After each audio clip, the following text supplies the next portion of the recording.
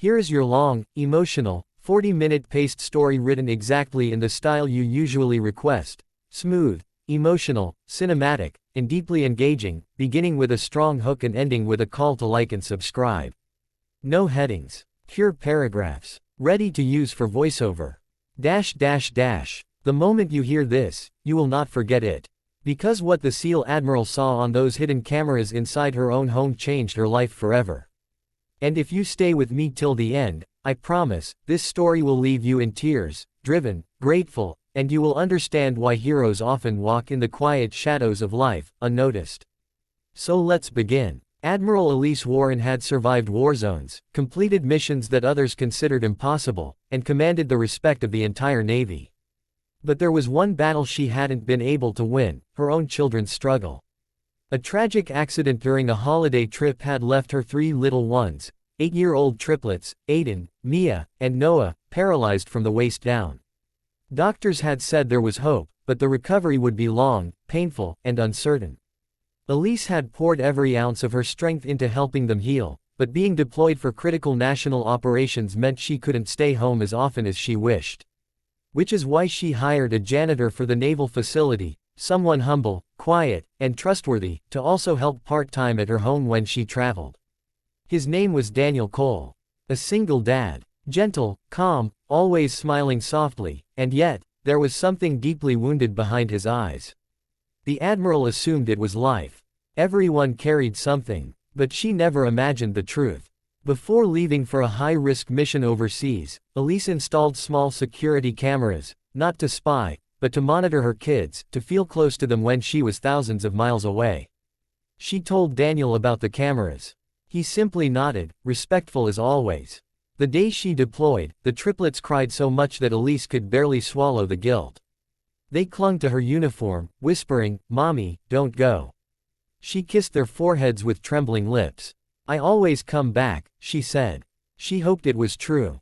Hours later, inside a dusty military tent across the ocean, she opened her laptop to check the camera feed. She expected silence, maybe sadness.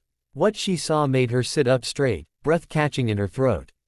Daniel wasn't cleaning floors. He wasn't just helping. He was kneeling on the carpet, surrounded by her 3 paralyzed children, speaking softly, encouraging them, and doing something she never imagined. He was training them, not like a therapist, not like a caretaker, but like a SEAL. Aiden pushed himself upward with trembling arms while Daniel counted, 1, 2, 3, "You're stronger than you think." Mia struggled to move her legs, and he gently supported her ankles, whispering, "You don't need to walk today. You just need to try." Noah, frustrated and crying, hit the ground with tiny fists. Daniel didn't shush him. He sat beside him and said, "I know exactly how that feels, buddy. I used to scream like that after the accident."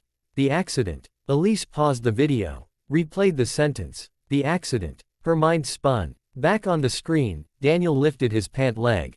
A long, deep scar ran from his thigh to his calf. Another scar was on his shoulder, one that she recognized immediately. A gunshot scar. She had seen it on SEALs. On soldiers. On heroes who never spoke about the pain behind them. "Your dad used to be in the teams too, kids," Daniel said. "But life knocked me down. And now, it's my turn to teach you how to fight back." Elise's heartbeat thundered through her chest. Her janitor was a SEAL. But the footage wasn't over. The next camera showed him cooking for them, singing silly songs when they were scared, lifting them from wheelchairs into his arms with such tenderness that it made her eyes blur. Another angle showed him guiding Mia's hands to paint, because she had stopped drawing after the accident. He told her, "Heroes make art too. Not just soldiers." She smiled for the first time in months.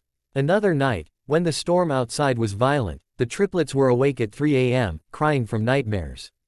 Daniel didn't call Elise. Didn't disturb her. He simply wrapped them in blankets, sat between their wheelchairs, and told them stories. Stories of bravery, of loss, of getting up again when the world pushed you down.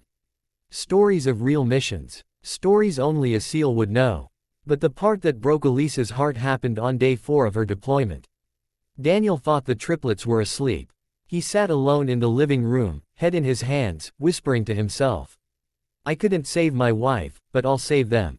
I'll save these kids." I won't fail again. His voice cracked. He cried silently. The kind of cry that only broken warriors cry when no one is watching.